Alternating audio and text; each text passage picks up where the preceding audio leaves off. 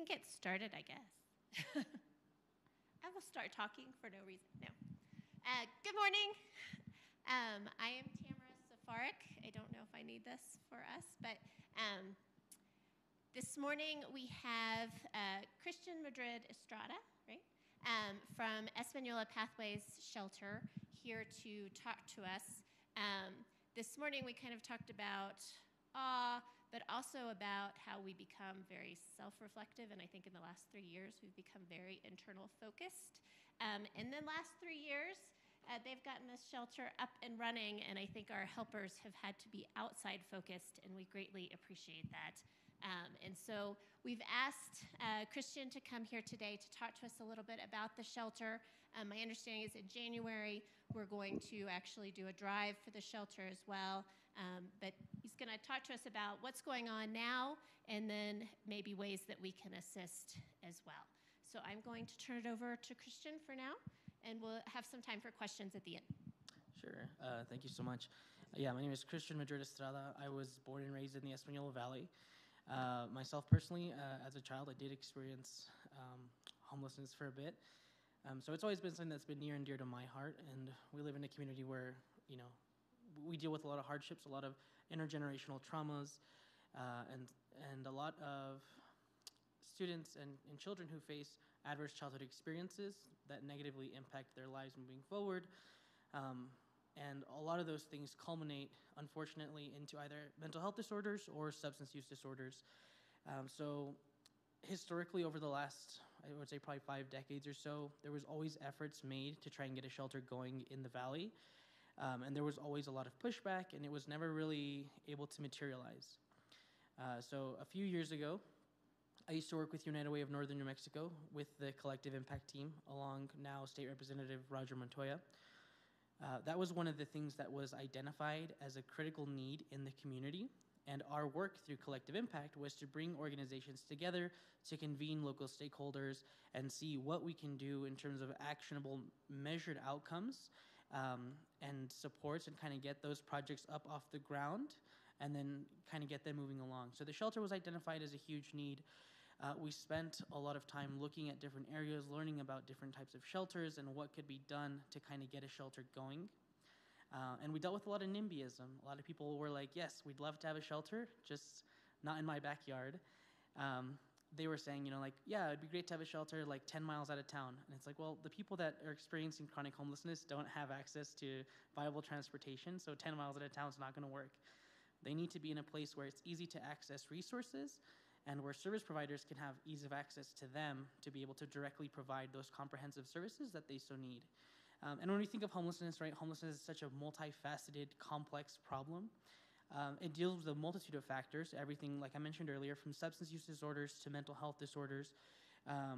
You know, some people, even just throughout the pandemic, we saw that people were experiencing homelessness that, you know, were just laid off or were dealing with, you know, the economy that was struggling. And we have had people at the shelter who, because of the shortage of housing and the housing crisis that we're in, work full-time jobs but might not make enough money to actually afford a place to live. As well as we, you know, see a lot of seniors who they get around $800 to $900 on SSI, but the average price of a one-bedroom, because of the shortage of housing, has ranged anywhere from $1,100 to $1,300, and they haven't been able to even afford a place. We don't have a nursing home.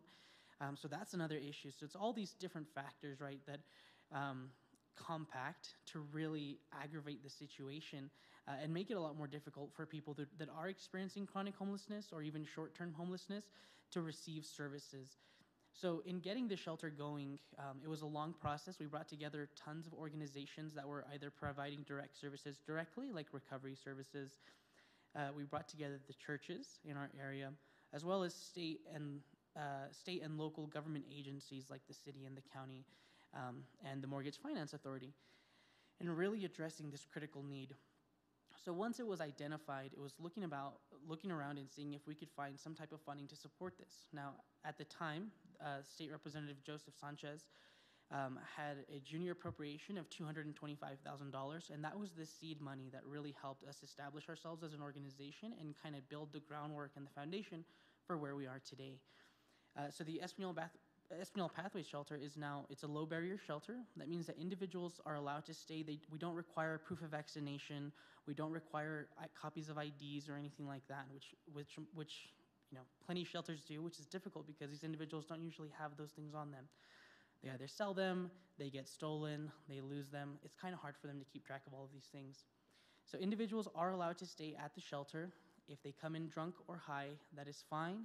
The two biggest rules that we have is there's absolutely no use allowed while in the shelter or on our property, and they have to behave while they're in the shelter. So we go through, when a guest comes in, we do an intake process, an assessment.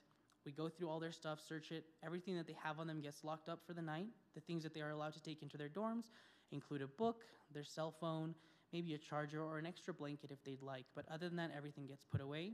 We do offer showers every night, laundry services, dinner, obviously, every time when they come in.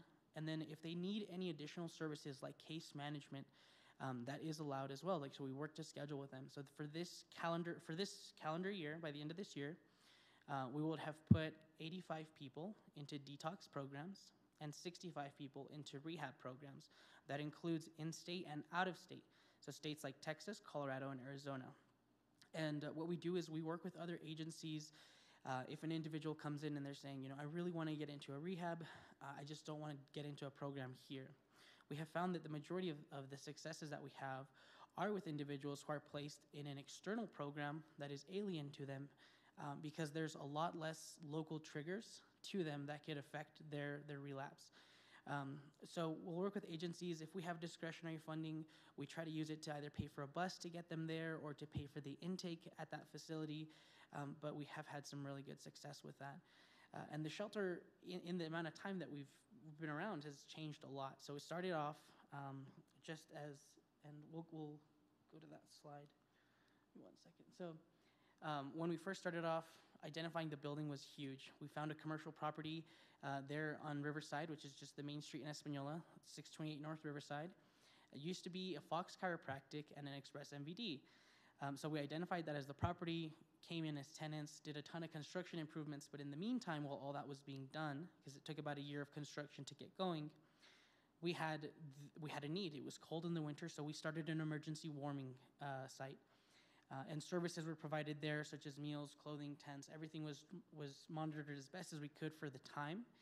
But that was just the first stepping stone, really, that we needed to kind of get through in order to get to where we are. Then COVID hit, and that was a huge thing as well. We were able to purchase an old motel through the use of CARES Act funding. So that came through the state, and then Santa Fe County was the vessel that was purchased through. That is now our transitional housing. So that provision is for individuals who have at least 6 months of verifiable recovery. And it's our transitional/recovery housing model that we use that's had really good success. So that means that once those individuals come out of a program, whether that's a local program or a statewide program, or like I said, it could be from one of the other states that's referred over, we've had clients that have been court-ordered either federally or through the state, because we are accredited with the Department of Corrections to receive clients. They come in, we work with them there on a more intimate level on getting employed, maintaining that employment, understanding where they are in their sobriety and maintaining that sobriety as well, and then work with them to make sure that obviously all their basic needs are met, access to nutrition, access to viable transportation.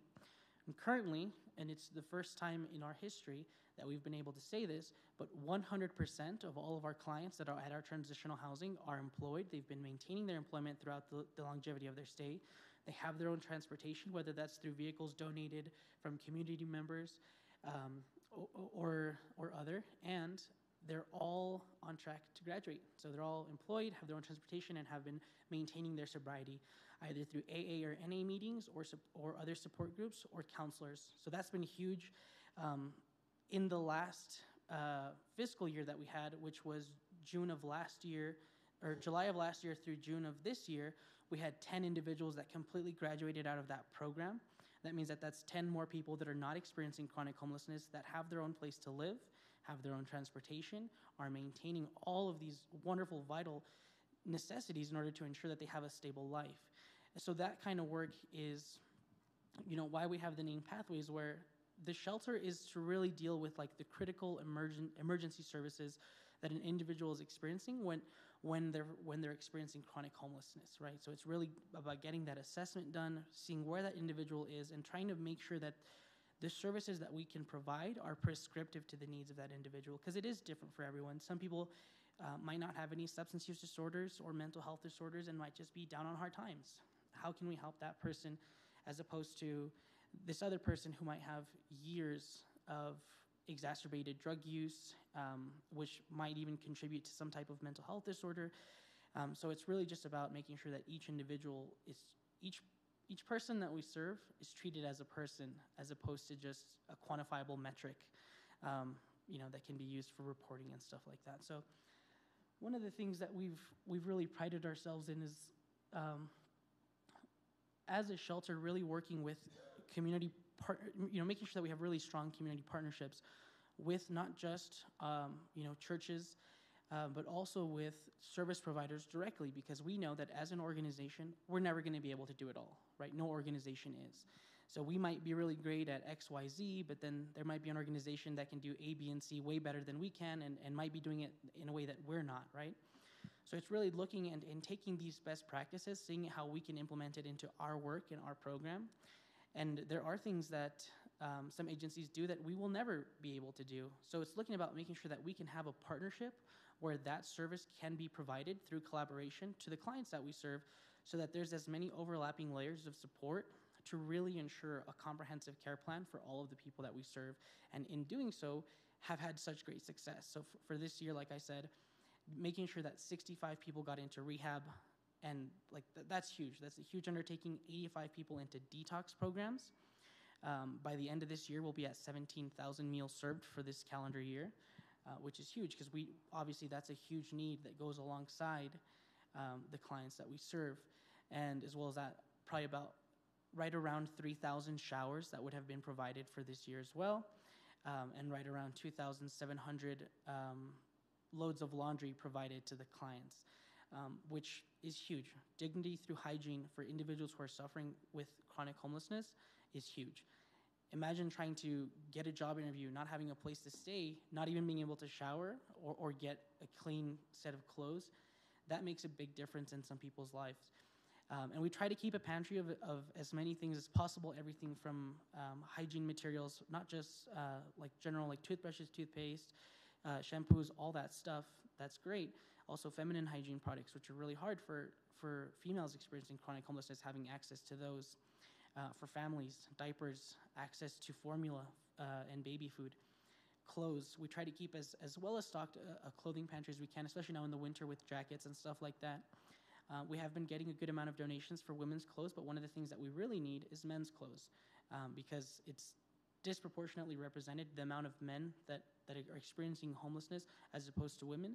So for every woman that we serve, that we see in the shelter on any given night, it's 2 to 3 men that we see per woman. But actually experiencing homelessness, it ranges. Sometimes it could be 1 to 5, 1 to 6, and in some areas even higher. So this talks a little bit about the services that we provide. Like I said, we do provide meals, obviously the shelter itself. All of the different services that we provide culminate in the shelter and kind of where we're wanting to kind of move with our services. Currently, we're trying to partner with an agency that has a clinical practice that does case management. So looking and seeing how can we bring in those services to the shelter setting in a way where they can bill for Medicaid and bill insurances that we cannot, and be able to provide more of a comprehensive care in terms of that for the clients as well. This talks a little bit about our transitional housing facility. Like I said, we got this through CARES Act funding, and we've been at capacity ever since we started, and we have a huge waiting list. And now one of the things that we're looking at, we put together a special committee that includes not just some of the clients that we served and have been successful in our program, but vested community members to talk about, we have this property. Is there any way that we can expand our footprint to be able to serve more clients? There are limitations that we have just based off of ordinances and what our property allows, but really looking at envisioning what we could do with a larger space and the potentials for that are great because we know that it's a model that's working right now with the successes that we have. And looking to see if we can increase our capacity is kind of one of the big things that we're looking at for this next year. And that's probably something that would be phased out over the next couple of years. Again, this touches on some of the accomplishments that I mentioned earlier.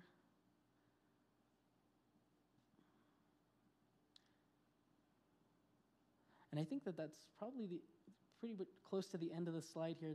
We're coming up to the last few slides, but some of the things that we've experienced that have been difficult is the work that we do as frontline workers is such a high stress job, right? It can be pretty depressing seeing the things that we see, dealing with the things that we deal with.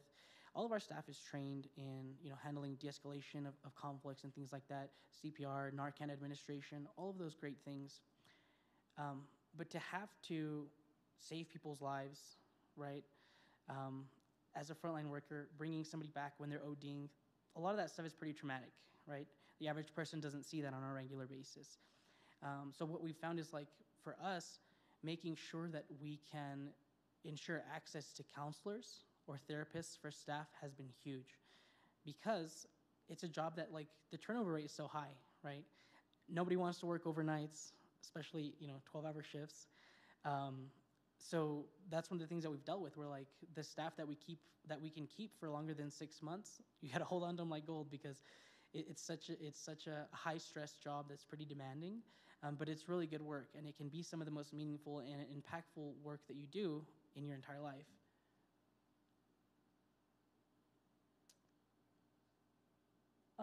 One of the things that I want to just add to this that I don't think I included in the slides, but in working with our recovery programs, one of the things that we like to do is ensure that there is as warm a handoff as possible with individuals coming out of the recovery programs into our transitional housing. And even if they don't come directly into our transitional housing, but they're coming into our community, how we can continue to assist.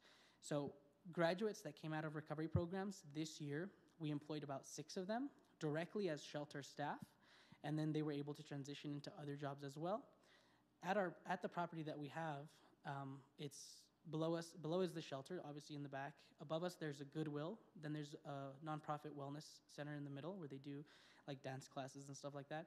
And then at the far end, our newest tenant just moved in, which is the Food Depot. So our entire property is nonprofit, and we're looking to see how we can continue to ensure that our mission and our vision kind of goes throughout all of our assets, right?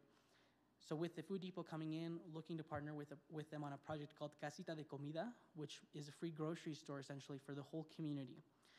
And looking how we can really be strong partners. We have had previous guests of ours at the shelter that have been employed at Goodwill and wanting to kind of continue that as a tradition through all of our nonprofits that we have to ensure that there's pipelines, right? And there's places where these individuals who are coming out of these programs can actually find employment, which is extremely difficult to do, especially if you have criminal history, like a lot of the people that we serve do. But just making sure that they have access to opportunities is so huge. A lot of the times, what these people need is just a chance, right? For somebody to believe in them and to really just say, okay, like I'm trusting you. This is what you're going to be doing. Let's see how it goes. And sometimes these people flourish and thrive. A lot of them have such amazing skills. A lot of them have really great artistic skills, but not having the avenues in which to use those has been really, I think, difficult for a lot of them. So one of the things that we did, which we found great success, tremendous success in this year, is we did like a little landscaping pilot project essentially. And we had about 15 individuals come together and they helped landscape the entire property.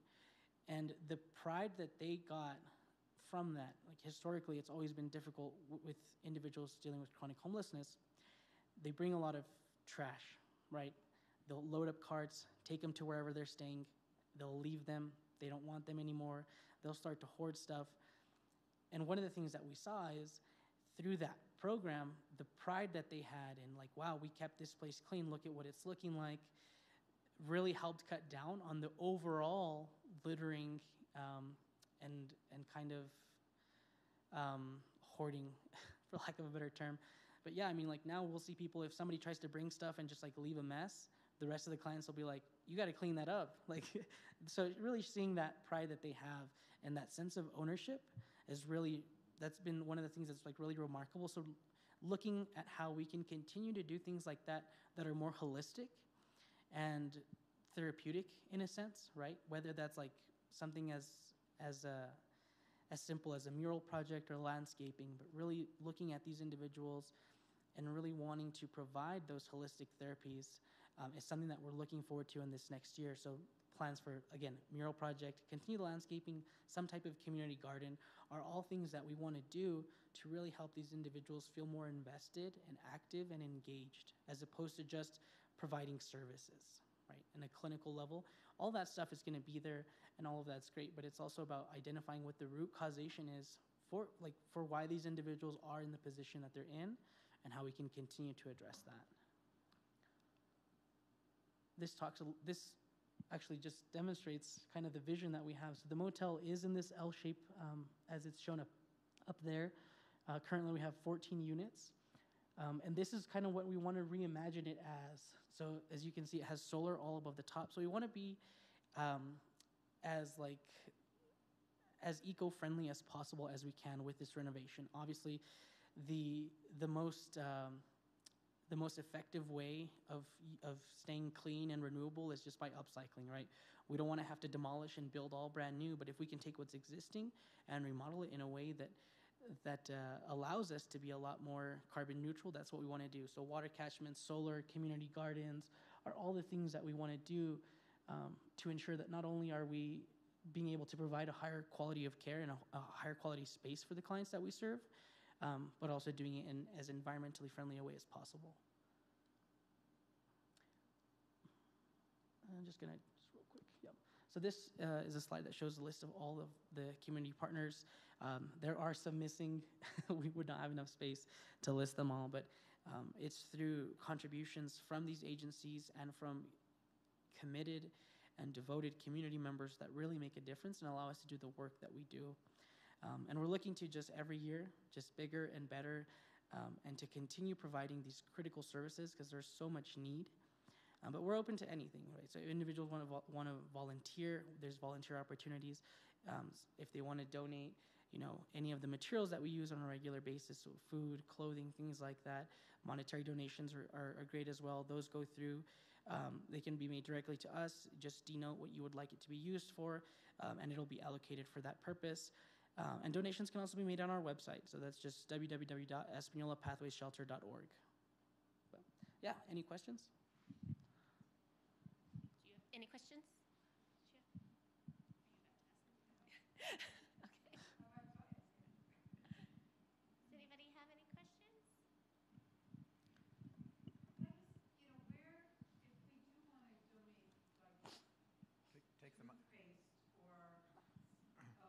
Take the microphone. It's being recorded. If we do want to donate like toothpaste or something for women or whatever, do we just drop it off? We come up there and drop it off at your place, or do we? Tell me. Yeah, I mean you can, but if like for example, if the church wanted to do a drive and wanted to collect stuff here, then we could coordinate. If no one's available to take it down, we could coordinate bringing somebody up here to grab everything and take it down. So the shelter is open right now every night for overnights from 7 p.m. to 7 a.m. during Monday through Friday. Like regular business hours.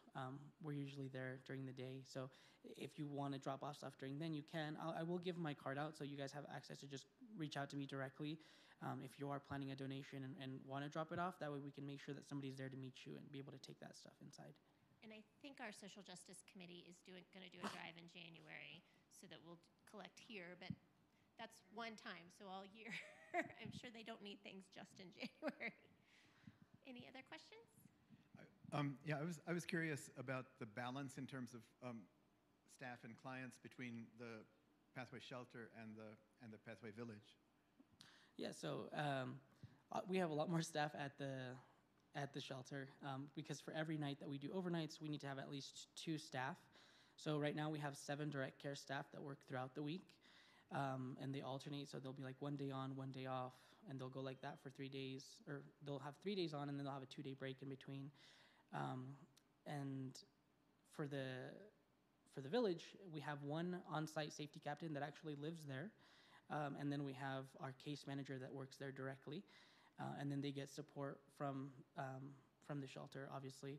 And then the shelter, our case manager is transitioning out. She got a wonderful position at the state. So that's why we're working with these clinicians to see about bringing in those and bringing in more of a, I guess, a formalized service of case management that kind of holds the same values and continues to do the same work that we're doing, but that is actually able to bill for Medicaid and things like that, which make a huge difference because that's something that historically we haven't been able to do. What is the limit on the number of people that can stay in the shelter each night?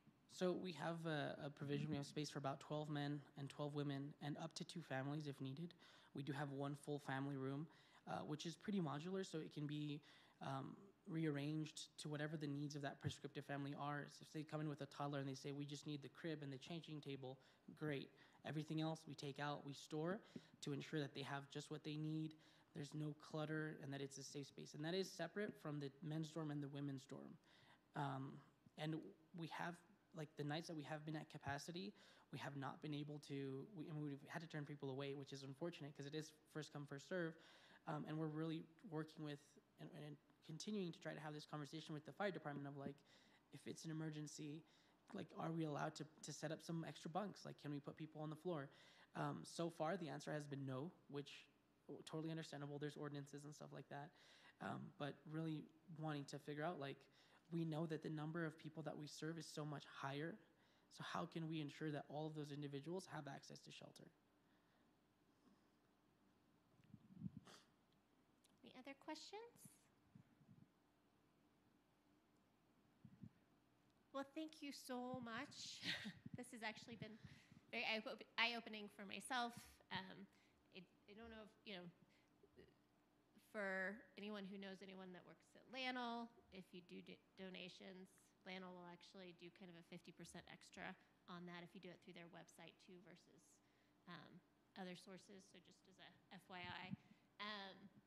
But thank you so much. Like I said, we do plan to do some more for the shelter, particularly in January, but throughout the year we'll try and recall that as well, and we may have you back if that's okay. Sure. Yeah, thank you guys so much for having us. Like I said, we do have volunteer opportunities available as well. Things as simple as like going by during the day and just helping put together, snack packs and things like that. Because on any given day, we'll go through about 40 to 80. And it's always going to be a need, right? Nutrition and access to nutrition is always going to be there. So we want to just continue doing the work that we do. We want to thank you guys for giving us the time to come out and present to you guys. Like I said, I'm going to give you guys my card. If you guys have any questions, if you guys have any comments, anything at all, just reach out to us. We're more than happy to answer and clarify anything. Or if you guys ever want to just check out this space as a church, we could set up a site tour. You guys can go see it in person and kind of see like where it is that we do the work that we do, and maybe answer any more questions in depth that you might have at that time. That would be great. Thank you. Yeah, of course.